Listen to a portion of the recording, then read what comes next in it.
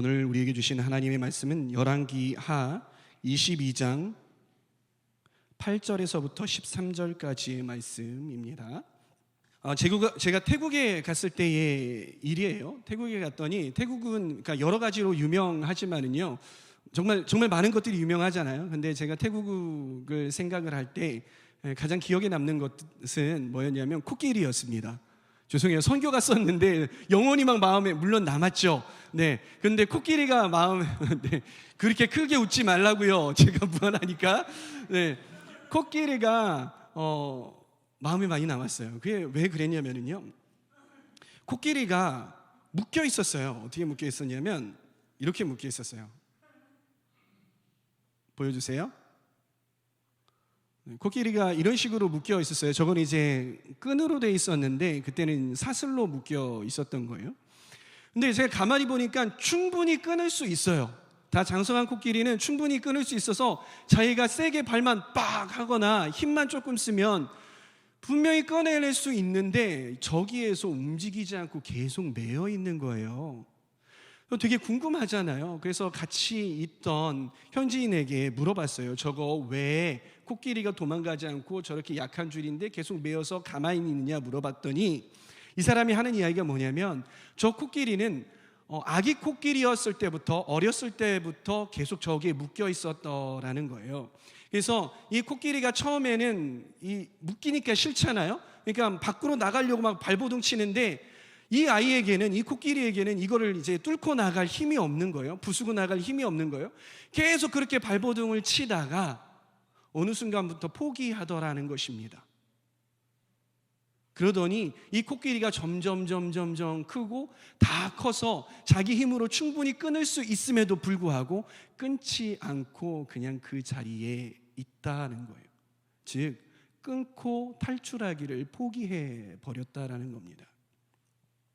좀 다른 이야기를 해보길 원해요. 좀 잔인하지만 이런 실험이 있었어요. 개를 두 종류의 실험군으로 나눴어요. 24마리의 개를 두 실험군으로 나눠서 한 실험군에는요 전기 충격을 가하는 거예요. 전기 충격을 가하는데 도망갈 수 있는 곳을 마련해 두었어요. 어떻게 해요? 이렇게 전기 충격을 가하면 도망갈 곳을 이렇게 두었어요. 그런데 다른 한 실험군 12마리가 있는 곳에는 전기 충격을 가하되 도망갈 곳이 없도록 만들어 버렸어요. 그렇게 계속 주기적으로 전기 충격을 주는 거예요. 그리고 나서 이 두 실험군에 있는 개들을 다 한 곳으로 모아서요 상자에다가 집어넣은 거예요. 그리고 충분히 뛰어넘을 수 있는 그 높이의 상자에 집어넣고 전기 충격을 가했어요. 그랬더니 놀라운 일이 벌어진 거예요. 어떤 일이 벌어졌냐면 첫 번째 실험군에서는 이 개들이 그냥 전기 충격이 오니까 놀라서 바로 또 뛰쳐나갈 수 있었어요.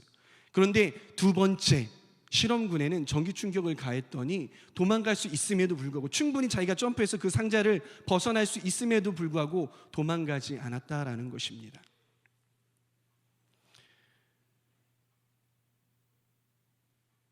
이런 코끼리와 그리고 개의 상태를 보고 바로 학습된 무기력이라고 이야기를 합니다.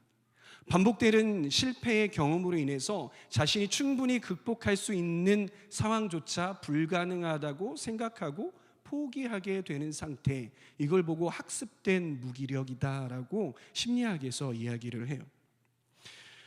저는 이런 학습된 무기력을 이렇게 정의하고 싶어요.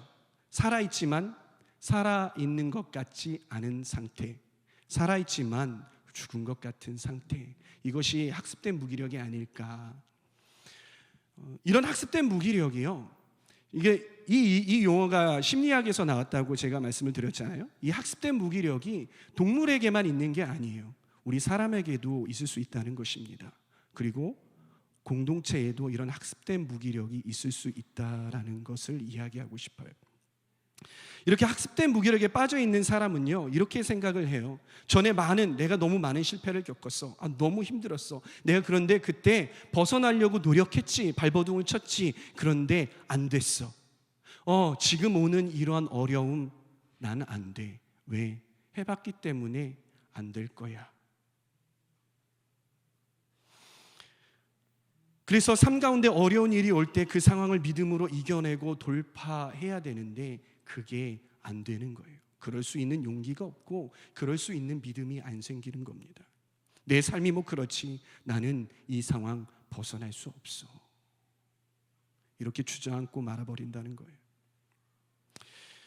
이런 사람은 늘 우울합니다. 이런 사람에게는 생명력이 없어요.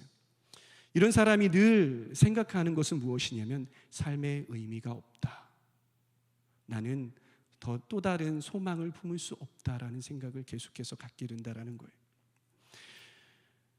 삶에 다가오는 작은 어려운 일에도요, 믿음으로 돌파하고 이겨내고 그것들을 뚫고 나가려고 하기보다 그 자리에 안주하고 그 어려운 것들을 그냥 스스로 감내해내가면서 그렇게 주저앉아 버린다는 것입니다. 그 어려움을 수긍해버리고 바로 포기해버려요. 분명 내 몸은 살아있어서 삶을 살아가는데 정말 살아있는 것 같지 않은 그런 상태. 내가 이렇게 사는 게 옳은가? 내가 이렇게 살아도 되나? 그러고는 극단적인 생각들을 하게 되죠. 죽은 물고기는 물살에 떠밀려 나가요. 그런데 살아있는 물고기는요, 물살에 떠내려 가지 않습니다. 살아있는 물고기는 물살을 거슬러 올라갑니다. 그리고 생명력이 강한 물고기는요, 더 힘차게 더 빠른 속도로 물살을 거슬러 올라갑니다. 여러분, 연어라는 물고기 아시나요? 네, 맞아요. 여러분들이 맛있게 먹는 그 연어 맞습니다. 그 연어가요, 얼마나 생명력이 강한지 심지어는 이 폭포까지도 거슬러 올라갈 수 있다고 합니다. 여러분, 우리 안에 생명이 있다면요, 우리 인생에 어떤 문제나 시련이 다가와도요, 이겨낼 수 있어요. 이 마치 연어처럼 그것들을 뚫고 올라갈 수 있는 거예요. 그러나 우리 안에 생명이 없다면 작은 어려움이 찾아올 때에도 이겨낼 수 없는 것입니다.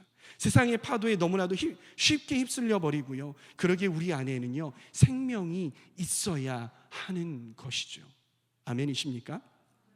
여러분, 우리 안에 그렇다면 생명이 무엇일까요? 예수님을 믿는 우리에게 있어서 생명이 무엇일까요? 그것은 바로 예수 그리스도입니다. 그리고 말씀이죠. 아멘이십니까? 아멘.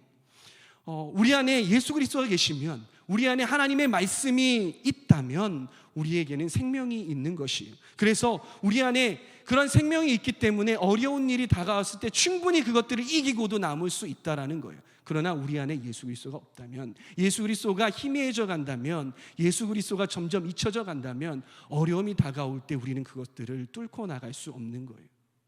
다시 말해서 우리 안에 말씀이 있다면 어떤 어려움이 다가올 때 우리는 그것들을 충분히 뚫고 이겨나갈 수 있어요. 그러나 우리 안에 말씀이 없으면 자그마한 어려움이 다가올 때, 자그마한 감정적인 어려움이 다가올 때, 자그마한 관계들의 어려움이 다가올 때, 아주 조그마한 상황이 변하고 어려워할 때에 그 어려움들을 뚫고 이겨나갈 수 없다는 것입니다. 사랑하는 청년 여러분, 여러분들 안에 예수 그리스도가 계십니까? 여러분들 안에 말씀이 선명히 새겨져 있습니까? 여러분들은 살아있는 존재 맞습니까?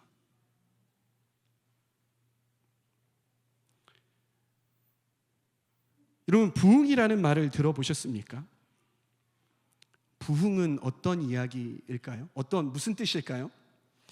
어떨 때 부흥이라는 단어를 쓰죠? 되게 교회에서 쓰는데요. 교회에서 너네 교회 부흥했어라고 물어보는 거예요. 그러면 어떨 때 이렇게 물어보냐면 보편적인 의미, 그냥 일반적인 의미에서 야, 너네 교회 사람 수 좀 많아졌어? 이런 의미죠. 네. 너네 청년부 부흥했어라는 거. 야, 너네 청년부 사람들 좀 많아졌어? 그래서 막 자리가 막 꽉 찼어? 그래서 너네들 막 일을 할 때도 막 영향력 있게 막 일하고 막 그렇게 해? 이럴 때 사용을 하잖아요. 그렇죠? 그런데 맞아요. 이게 어떤 부흥의 하나의 현상일 수 있습니다. 그런데 정확하게 성경에서 말하는 부흥은 그런 뜻이 아닌 거예요. 부흥이라는 말을 영어로 하면 revival이라는 이야기죠. 그러면 부흥하다라는 말을 그 동사로 하면 revive가 되겠죠. 이 revive, 부흥하다라는 말은 합성어인데 어떤 말이 합쳐져 있냐면 re라는 다시라는 말과 그리고 vive, 살다라는 말이 이렇게 합쳐진 단어인 거예요. 그래서 부흥하다, revive라는 말은 다시 살아나다, 회복하다라는 것을 의미합니다. 여러분, 제가 궁금해서 정말 히브리어도 그런가 해서 히브리어를 찾아봤어요. 히브리어도 마찬가지로 뜻이 뭐냐면은 히브리어의 부흥이라는 단어는 살아있다, 회복하다, 다시 돌아가다라는 그러한 뜻이 있더라고요. 그래서 성경적 의미에서의 부흥이라는 단어는요, 다시 살아나는 것을 말합니다. 그리고 다시 회복하는 것을 의미해요. 근데 우리가 다시 돌아가고 회복해야 되잖아요. 그럼 어떤 점으로 우리가 다시 돌아가야 될까요? 어디로 회복해야 될까요? 우리가 뭔가 잘 나가고요, 재정적으로 풍족하고요, 그렇죠? 관계들이 좋았던 그런 상태로 우리가 돌아가야 되는 걸까요? 어떤 상태로 우리가 돌아가야 될까요? 그리고 성경은 우리가 어떤 상태로 돌아가야 된다라고 이야기를 하고 있을까요? 우리가 회복되어야 하는 원점은 어느 때, 어느 곳이냐면요, 하나님께서 우리를 창조하셨을 때의 그 모습인 거예요. 그 때인 거예요. 우리 창세기 1장 26절을 함께 볼까요? 함께 읽어보도록 하겠습니다. 시작.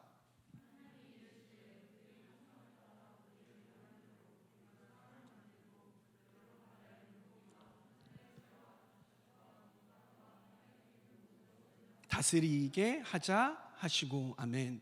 여기서 나오는 말이 무엇이냐면, 하나님이 말씀을 하시는데 우리 인간들을 창조하셨을 때 어떤 모습으로 만들었냐면 우리의 형상. 왜 우리일까요? 성부, 성자, 성령님, 그렇죠? 이 삼위일체 하나님이 말씀하시는 거예요. 우리의 형상을 따라 우리의 모양대로 우리가 사람을 만들자. 그렇게 해서 우리가 만들어졌잖아요, 그렇죠? 근데 많은 사람들이요, 이 형상에 대해서 오해를 해요. 하나님의 형상이라고 하면은요, 우리의 외모, 우리의 얼굴들이 하나님처럼 그렇게 생겼다라고 생각하는 사람들이 있어요. 그런데 그렇지 않아요. 그건 오해예요. 하나님의 형상은 무엇이냐면 하나님의 성품을 의미하는 거거든요. 우리가 마스크를 지금 쓰잖아요. 그런데 서양 사람들은 마스크 쓰는 것들을 별로 이제 원하지를 않아요. 잘 안 쓰려고 하더라고요. 문화적으로도 그렇고. 그래서 제가 서양 친구에게 물어봤어요. 너네 왜 마스크 안 쓰려고 해? 그랬더니 잘 몰라. 그런데 우리의 외모가, 어떤 사람들이 말하기를 우리의 외모가 하나님의 형상을 닮았기 때문에 그걸 가리면 안 된다고 생각하는 사람들도 있어 그러더라고요. 그래서 에이, 설마, 제가 이런 생각을 했거든요. 그런데 뉴스를 보니까 어떤 미국의 국회의원이 이렇게 이야기하는 거예요. 앞에 나가가지고 우리는 마스크를 절대 쓸 수 없습니다. 그것은 하나님께서 우리를 하나님의 형상으로 만들었기 때문에 그 얼굴을 가리는 것은 용납될 수 없습니다. 이렇게 이야기를 하더라고요. 그처럼 우리들도 그렇게 오해할 수 있어요. 하나님의 형상이라고 하면 내 얼굴이 하나님의 형상으로 만들어졌구나. 근데 하나님 참 못생기셨나 보다. 뭐 이렇게. 네. 하나님이 영이시죠. 그래서 우리가 닮아야 하는 모습은 하나님의 성품인 것이에요. 이 하나님의 성품에 대해서는 제가 조만간 시리즈 설교로 해서 쭉 하나님의 성품이 무엇인지에 대해서 함께 나눌 기회가 있을 거예요. 잠깐 그것들은 미뤄두고요. 하나님 우리를 만드신 성품은요, 어떤 성품이냐면요, 죄에 물들기 이전의 상태인 거예요. 죄에 물들기 이전의 상태는 어떤 상태냐면요, 하나님을 꼭 닮은 성품이었어요. 자연이 우리 인간들의 다스림을 받으면서 조화롭게 살아가던 상태. 하나님께서 우리를 청지기로 부르시고 그것들을 잘 다스리게 하시잖아요. 그런데 지금 죄악에 물든 우리의 상태는 어떠냐면, 자연을 우리에게 이렇게 주면은요, 우리는 그것들을 파괴하고 부수고 내 마음대로 지우고 막 이렇게 하잖아요. 네, 그래서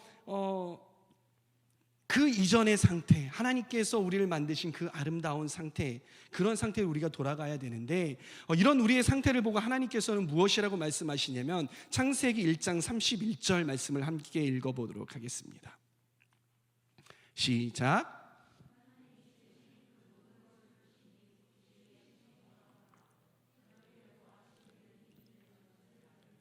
네, 하나님께서 사람을 만드셨어요. 그리고 사람을 만드시고 그 에덴 동산에 두시고요. 그것들을 막 다스리면서 막 이렇게 하는 걸 보고 너무 좋으신 거예요. 그 앞에 보면 좋았더라 좋았더라 만드시니 좋았더라 좋았더라 보시니 좋았더라 좋았더라 이러는데, 인간을 만드시고 그것들을 보면서 뭐라고 하시냐면 심히 좋았더라라고 말씀을 하시는 거예요. 좀 좋은 사람들이 있는 것 같은데요. 우리 옆 사람에게 보시면서 하나님께서 당신을 보시고 심히 좋았다라고 말씀하셨어요. 이렇게 인사하시겠습니다.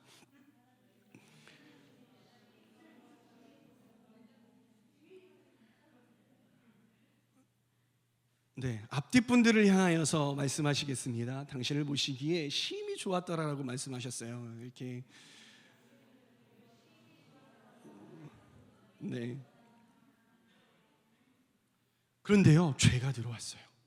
죄가 들어옴으로 인해서 우리의 이런 심히 좋았던 상태, 심히 좋았던 성품들이 얼룩져 버리는 거예요. 그리고 망가져 버리게 되었던 거죠. 죄에 찌들고 스스로 사망의 길로 치닫게 되었던 것이.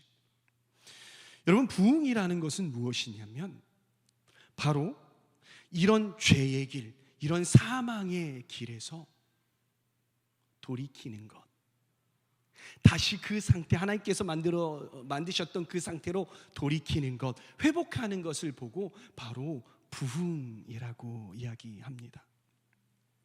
저는 이런 의미에서 저와 그리고 우리 공동체 여러분들이 부흥하기를 바랍니다.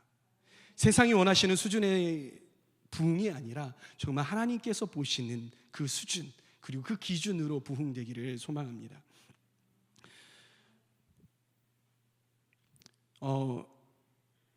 오늘 본문 말씀에 요시야 왕이 등장합니다. 요시야 왕은 남유다를 통치했던 16대 왕이었어요. 여러분, 통치 기간 볼 때 640년에서 609년 거꾸로 가네. 저 이상한 거 아니야? 앞에 BC가 붙었죠. 네, 헷갈리는 일 없도록 하시기 바랍니다. 이 요시야 왕의 할아버지는요 므낫세 왕이었어요. 그리고요, 이 요시야 왕의 아버지 이름이 뭐냐면 아몬이라는 왕이었어요. 그리고 아몬 왕이요 하나님 앞에 악을 행했다라고 그렇게까지 아주 노골적으로 이야기를 하고요. 그리고 우상을 그렇게 섬겼던 그런 사람이었어요.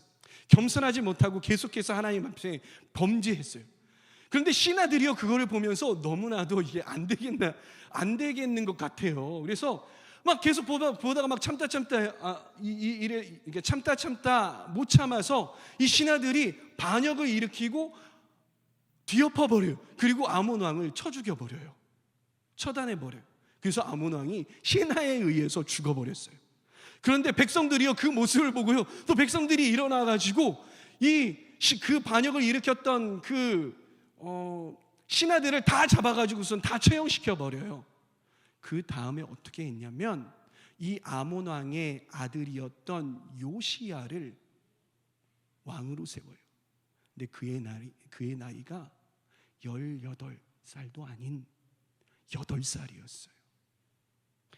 어느 날이었어요. 이 요시야 왕이 신하들에게 여호와의 성전을 좀 보수했으면 좋겠다, 다시 좀 재건했으면 좋겠다라는 그런 마음을 비추고 그것들을 실행에 옮기도록 명령을 해요.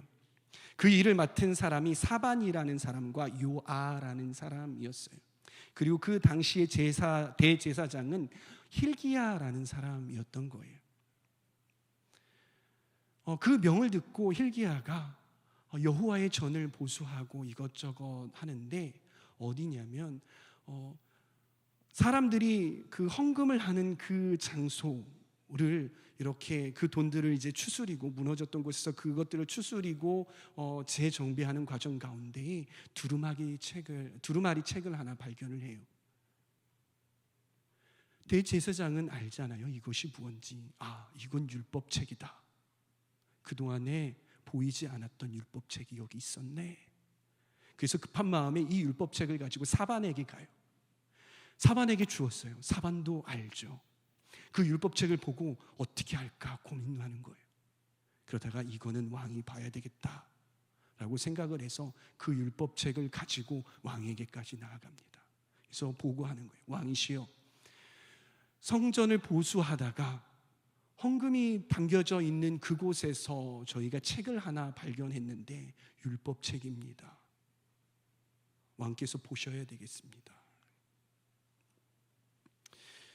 여러분, 이 율법책이 왜 분실되었는지는 말씀을 통해서 우리가 알 수는 없어요. 그런데 우리가 추측해 보건대 아마 악한 왕이었던 그의 할아버지 므낫세, 그리고 그의 아버지, 이 두 사람이 통치하던 시절에 하나님의 말씀을 그다지 원치 않았어요. 자기가 원하는 대로 통치하기 원했고, 자기가 하는 대로 결정하고, 자기가 원하는 대로 우상들 세우고 섬기게 하고 그랬던 모양이에요.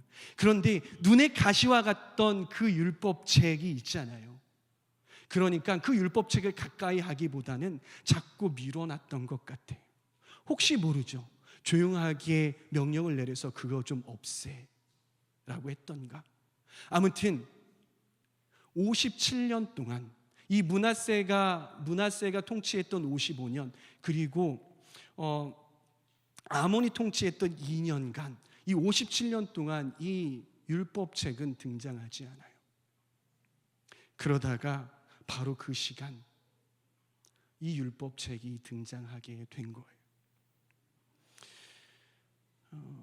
hilki야가 그렇게 보고를 하니까 이 요시야 왕이 그래? 한번 읽어봐라고 이야기가 된 거죠. 그래서 이 사반이 이 율법책을 읽기 시작했어요.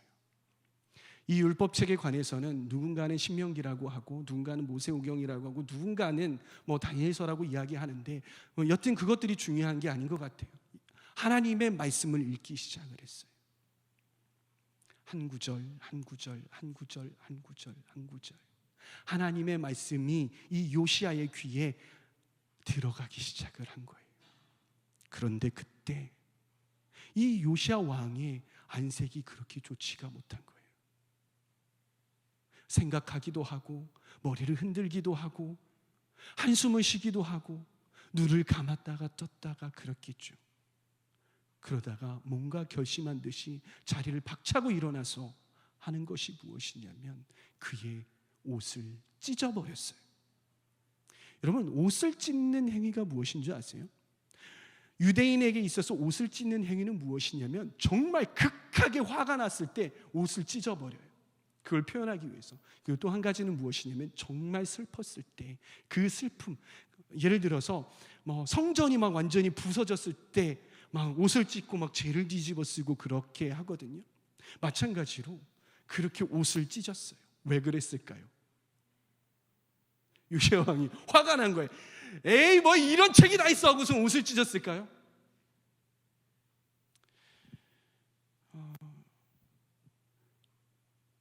그가 유년기와 청소년기와 그리고 청년기를 겪으면서 가졌던 의문, 왜 나의 조상들은, 왜 나의 아버지와 그리고 나의 할아버지는 그럴 수밖에 없었을까에 대한 의문의 해답이 여기서 나온 거예요. 그걸 깨닫게 된 거예요.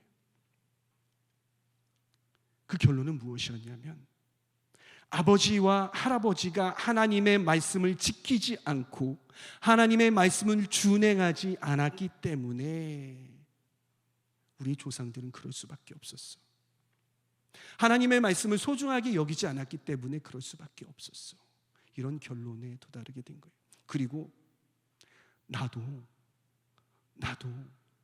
하나님의 말씀을 준행하지 않고 하나님의 말씀을 지키지 않고 소중히 하지 않으면 나도 할아버지와 나도 아버지와 같이 될 수밖에 없겠구나. 그런 마음 때문에 옷을 찢었던 거예요. 마음이 너무나도 괴로워서 어쩔 줄을 모르는 거예요.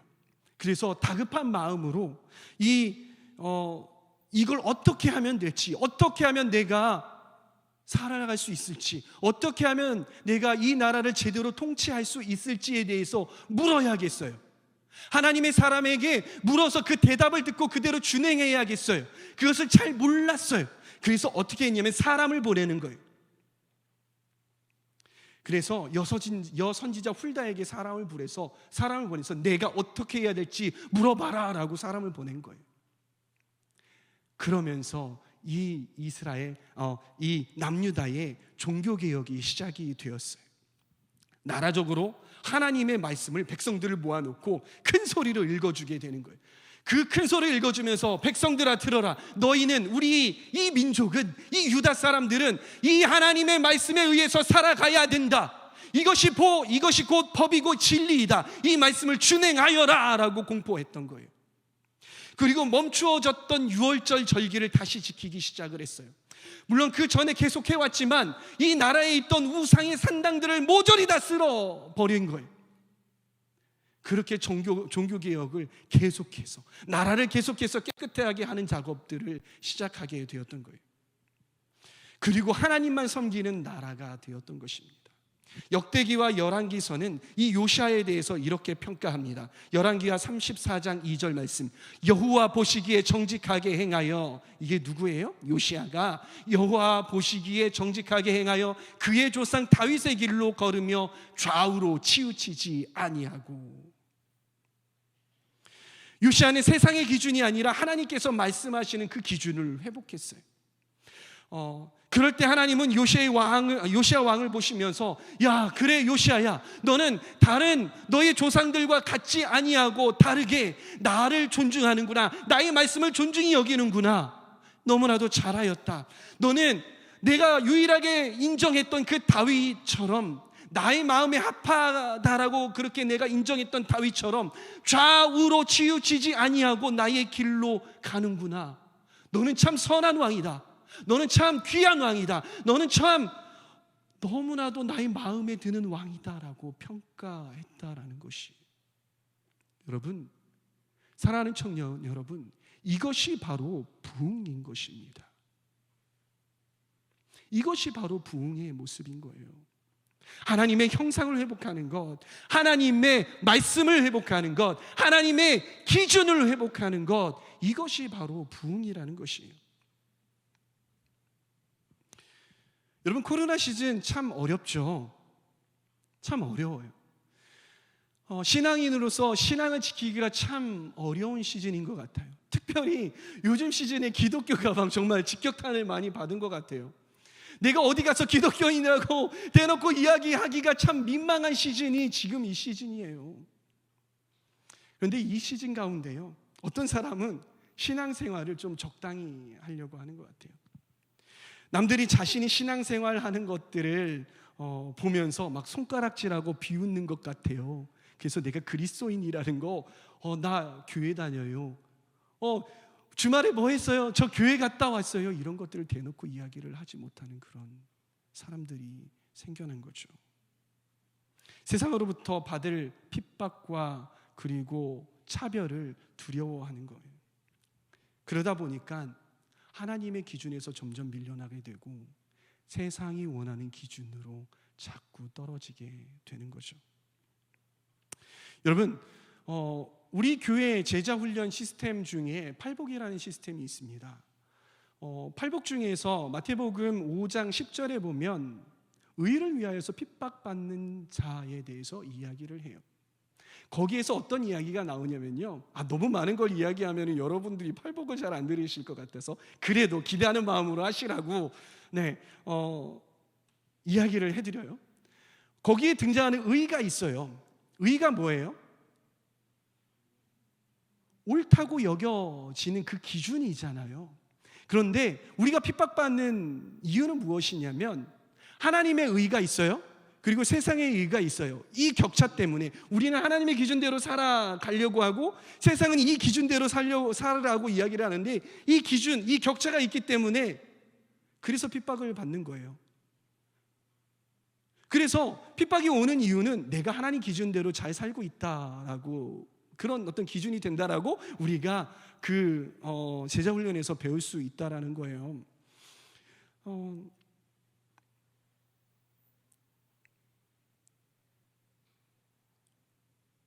우리가 자꾸 이 기준들을 낮추잖아요. 어렵다고 낮추잖아요. 그러면 한없이 낮아져요. 세상의 기준은요, 자꾸 변해요. 법이 자꾸 개정이 되잖아요. 어느 시절에는 동성애가 안 된다라고 이야기되어지다가 동성애가 자꾸 되는 쪽으로도 바뀌잖아요. 세계의 법들이 그러잖아요. 동성애뿐만이 아니라 여러 죄악들이 그렇단 말이에요.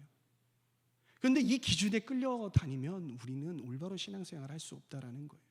우리가 바라봐야 할 기준은 어디냐면 바로 하나님의 기준, 하나님의 의, 하나님의 말씀인 것이지요. 그런데 계속 세상의 기준을 따라가는 사람은요, 교회에서의 삶과 그리고 학교의 삶, 그리고 직장에서 삶을 자꾸 분리시키려고 해요. 그래서 세상에서의 나의 모드가 따로 있어요. 세상에서 나는 이런 사람이야. 그리고 교회에서의 모드가 따로 있는데 나는 교회에서 이런 모습이에요. 그래서 교회에서는요, 좀 극단적으로 이야기할게요. 교회에서는 네, 그렇습니다, 주님, 저는 주님의 사람입니다 하면서 막 울고 눈물 흘리고 막 무릎 꿇고 주님 나를 회복시키시옵소서 막 그런단 말이에요. 그리고 막 예배 시간에 찬양이 나오면 막 뛰고 그렇습니다, 주님은 나의 힘이시며 막 이러는 거예요. 아, 주님. 근데 집에 들어가서 혹은 가족 딱 갔는데 언제 그러냐는데 술 마시고 담배 피고 뒤에서 다른 사람 씹고, 그렇죠? 내가 그리스도인이라는 것 들킬까 봐 기도도 앉아서 식사할 때도 네, 그렇습니다, 주님, 이 음식 주셔서 감사합니다 이렇게 기도해야 되는데 주님 감사합니다, 주님 아멘 이러기도 하고,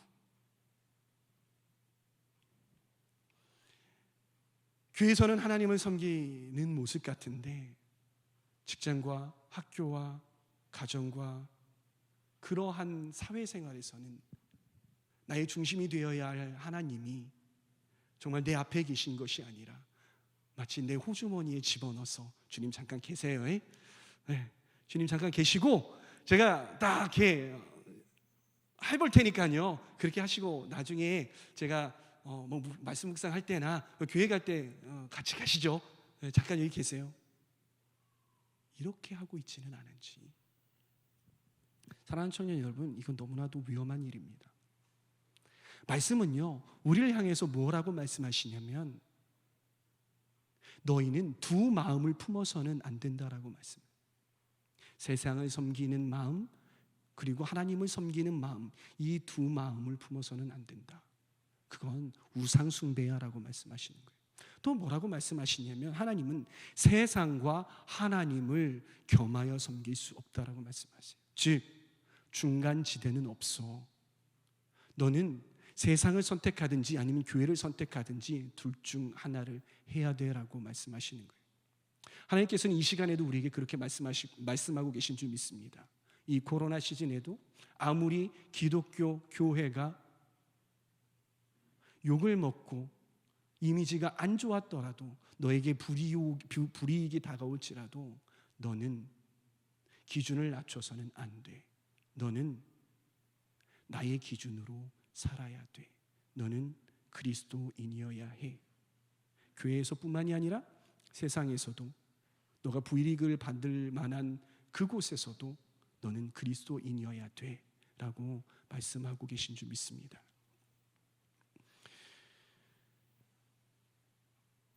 사랑하는 청년 여러분, 오늘 우리가 요시야 왕에 대해서 살펴보았어요. 그가 어떻게 말씀을 듣고 돌이키는지 우리가 봤단 말이에요. 이 말씀을 들으면서 여러분들은 어떤 생각이 드십니까? 여러분들 마음 가운데 어떤 생각이 드세요? 혹시 여러분들 마음 가운데에 요시야처럼 깨닫게 해주시는 그러한 것들이 있지는 않나요? 그런데 여러분들 마음 가운데 혹시 막 그것들이 싸우고 있지는 않나요? 내가 돌이켜야 돼. 아니야, 말씀 하나 들었다고 해서 가만히 있어봐. 아니야, 내가 좀 돌이켜야 되겠어. 회복해야 되겠어. 아니야. 혹시 이렇게 고민하고 계시지는 않나요? 내가 생명이신 예수 그리스도께 다시 돌이켜야 된다는 생각, 그리고 나의 신앙과 삶이 다시 회복되어야 된다는 생각, 나의 인생이 부흥되어야 된다는 생각 드시나요? 여러분, 이 생각이 여러분들의 마음을 점령하게 하시기를 바랍니다. 만약 그렇다면 요시야가 옷을 찢었던 것처럼 우리의 마음을 찢으며 주님 앞에 나아가시기를 소망합니다. 여러분, 부흥은 어떤 무브먼트가 아닙니다. 2007년에 어떤 무브먼트들이 막 일어났었어요. 해보려고 그랬어요. 그건 뭐냐면 부흥을 다시 한번 일으켜보자라는 그런 무브먼트가 일어났었어요. 그때 막 부흥이 일어나던 거예요. 아니에요. 여러분, 부흥은요, 진정한 부흥은 어디서부터 시작하냐면 회개에서부터 시작됩니다.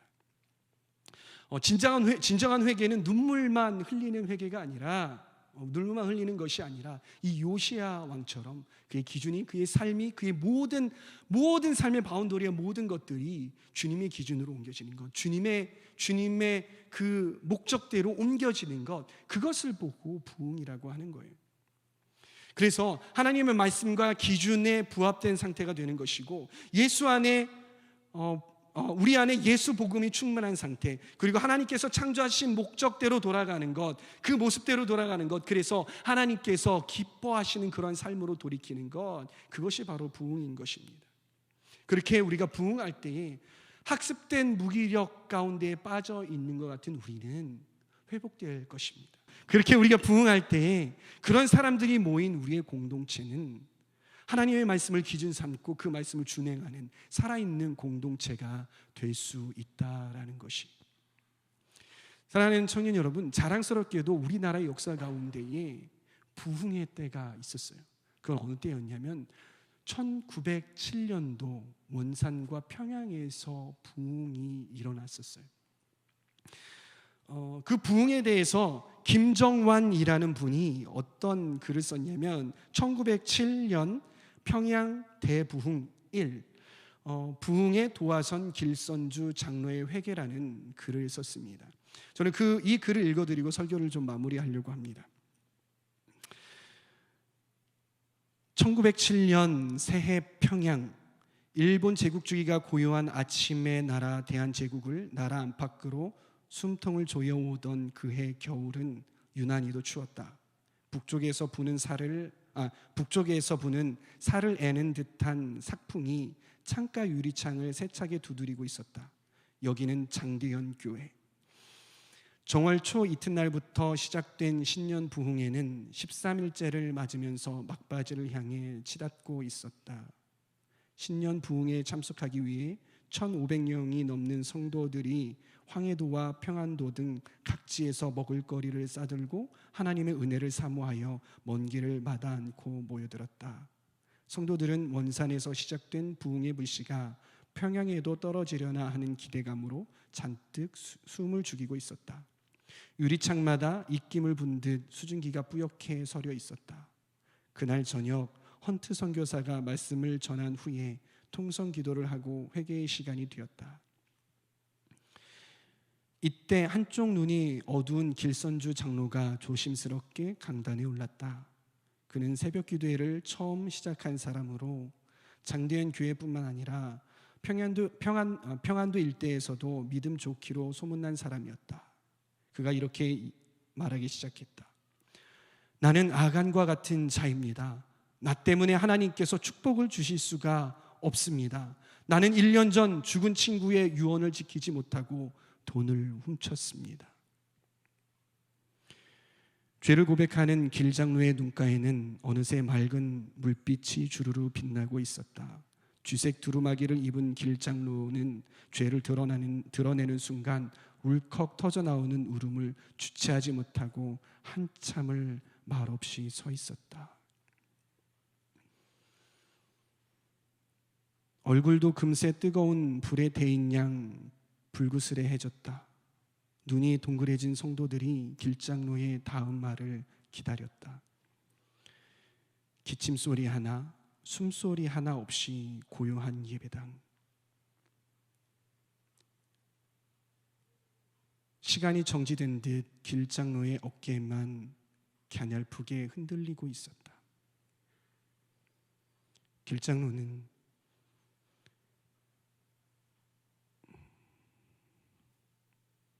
길 장로는 1년 전 자신의 친구가 죽으면서 샘을 줄 모르는 자신의 아내를 위해 재산을 대신 정리해달라는 부탁을 받았다고 한다. 그 재산을 정리하는 과정에서 $100 정도의 돈을 훔쳤다는 것이 그의 고백이었다. 길선주 장로가 죄를 고백하자 집회 현장을 무겁게 짓누르던 사탄의 권세가 일순간 확 거치고 거룩하신 성령님께서 빛처럼 환하게 임하셨다. 그날 저녁 집회가 끝난 후 600여 명의 사람들이 남아 새벽 2시까지 20여 명이 자신들의 죄를 공개적으로 고백하였고, 고백한 후에는 그들을 위해 통성으로 기도해 주었다. 한국 기독교 역사상 가장 큰 부흥으로 일컬어지는 1907년 평양 대부흥은 이렇게 한 지도자의 작은 죄의 고백과 회개에서 시작되었다.